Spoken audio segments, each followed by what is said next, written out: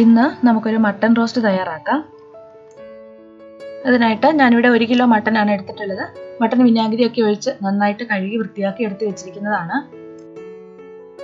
നമുക്ക് മട്ടണിലേക്ക് അല്പം മസാലകളൊക്കെ പുരട്ടിയിട്ട് ഒന്ന് മാരിനേറ്റ് ചെയ്ത് വെക്കാം. ഇതിലേക്ക് 1/2 ടീസ്പൂൺ മഞ്ഞൾപ്പൊടിയും 1 ടേബിൾ സ്പൂൺ കാശ്മീരി ചില്ലി പൗഡറും 1 ടേബിൾ സ്പൂൺ മല്ലിപ്പൊടി. എല്ലാ പൊടികളും നമ്മൾ കുറേശ്ശെ വീതം മാത്രമേ ഇതിനകത്തേക്ക് ചേർക്കുന്നുള്ളൂ. ഇനി നമുക്കിതിലേക്ക് 1 ടീസ്പൂൺ ഗരം മസാല പൊടി ചേർക്കാം, 1 ടീസ്പൂൺ കുരുമുളക് പൊടി ചേർക്കാം, 1 table spoon ginger garlic paste ചേർക്കാം. ഇതിലേക്ക് 1 ലെമണിൻ്റെ ജ്യൂസും കൂടെ ചേർക്കാം. പിന്നെ ഇതിലേക്ക് പാകത്തിനുള്ള ഉപ്പും കൂടി ചേർത്ത് എല്ലാം കൂടി ഒന്ന് മിക്സ് ചെയ്യാം.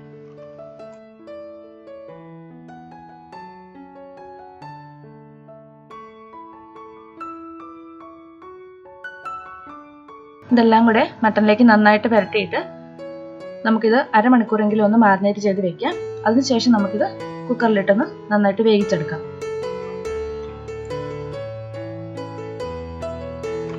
ഇപ്പം നമ്മൾ മസാലയൊക്കെ മട്ടണിലേക്ക് നന്നായിട്ടൊന്ന് പുരട്ടി വെച്ചിട്ടുണ്ട്. അരമണിക്കൂർ കഴിയുമ്പോൾ നമുക്കിത് കുക്കറിലിട്ടൊന്ന് വേവിച്ചെടുക്കാം. ഇത് കുക്കറിലിട്ട് വേവിക്കുമ്പോൾ ഇതിലേക്ക് വെള്ളമൊന്നും ചേർക്കണ്ട, മട്ടണിൽ നിന്ന് തന്നെയുള്ള വെള്ളമൊക്കെ ഇറങ്ങിക്കോളും. പിന്നെ ഞാനിത് 4 വിസിൽ വരെയാണ് വെക്കുന്നത്. ഓരോ കുക്കറിൻ്റെ അനുസരിച്ച് അതിൽ വ്യത്യാസം വരും. ഇനി നമുക്കിതിലേക്ക് ആവശ്യമായിട്ടുള്ള മസാല തയ്യാറാക്കാം. ചൂടായ പാനിലേക്ക് ഓയിൽ ഒഴിച്ച് കൊടുത്തിട്ടുണ്ട്. ഞാനിതിലേക്ക് 1 ടേബിൾ സ്പൂൺ ജിഞ്ചർ ഗാർലിക് പേസ്റ്റാണ് ഇട്ടത്. അതൊന്ന് മൂപ്പിച്ചെടുക്കാം. അതിലേക്ക് 2 പച്ചമുളകും കൂടെ ഇട്ടിട്ടുണ്ട്. ഇനി നമുക്കിതിലേക്ക് 2 വലിയ സവാള ഒന്ന് സ്ലൈസ് ചെയ്ത് വെച്ചത് ചേർത്ത് കൊടുക്കാം. സവാള നന്നായിട്ട് വടിച്ചെടുക്കാം. സവാളയിലേക്ക് അല്പം ഉപ്പും കൂടി ഇട്ട് കൊടുക്കാം.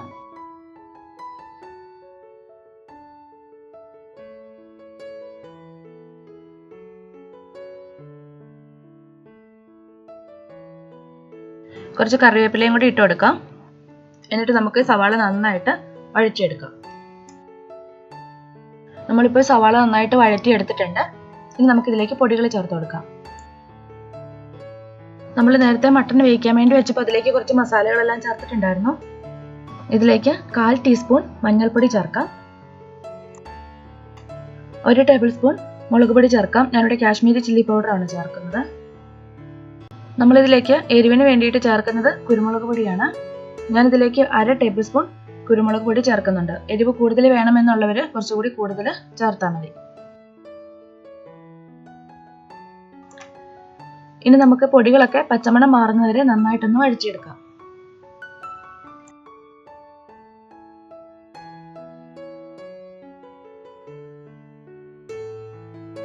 ഇതിലേക്ക് 1 ടീസ്പൂൺ ഗരം മസാല പൊടിയും കൂടെ ചേർക്കാം.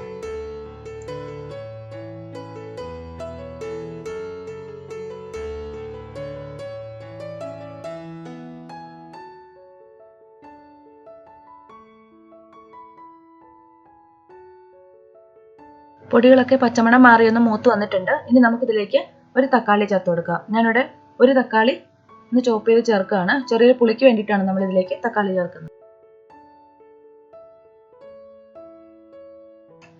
തക്കാളി നന്നായിട്ട് വെന്തുടഞ്ഞ് കിട്ടണം. അപ്പം നമുക്കൊരു ഇത്തിരി സമയം ഇതൊന്ന് അടച്ചു വെക്കാം.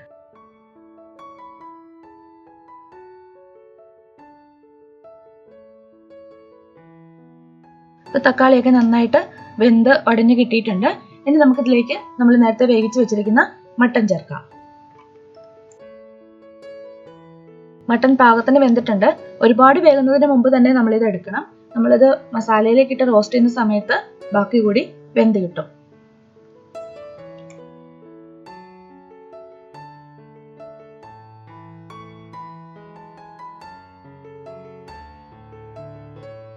ഇനി നമുക്ക് ഇത് ഈ മസാലയിലിട്ട് നന്നായിട്ടൊന്ന് റോസ്റ്റ് ചെയ്തെടുക്കാം. ഇതിലെ വെള്ളമൊക്കെ വറ്റി നന്നായിട്ടിത് ഡ്രൈ ആക്കി എടുക്കണം. ഒരു മീഡിയം ഫ്ലെയിമിൽ വെച്ചിട്ട് വേണം ചെയ്യാനായിട്ട്.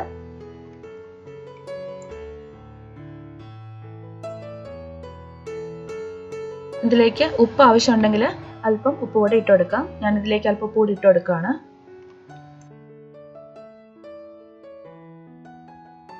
ഇതിലേക്ക് ഒരു 1/4 ടീസ്പൂൺ ഗരം മസാലയും കൂടെ ഇട്ട് കൊടുക്കാം.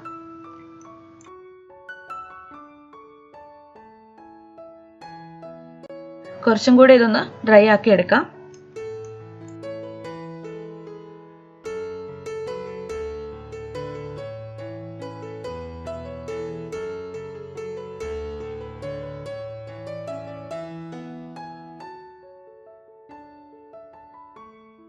നമ്മുടെ മട്ടൻ റോസ്റ്റ് ഇപ്പോൾ ഇവിടെ റെഡി ആയിട്ടുണ്ട്.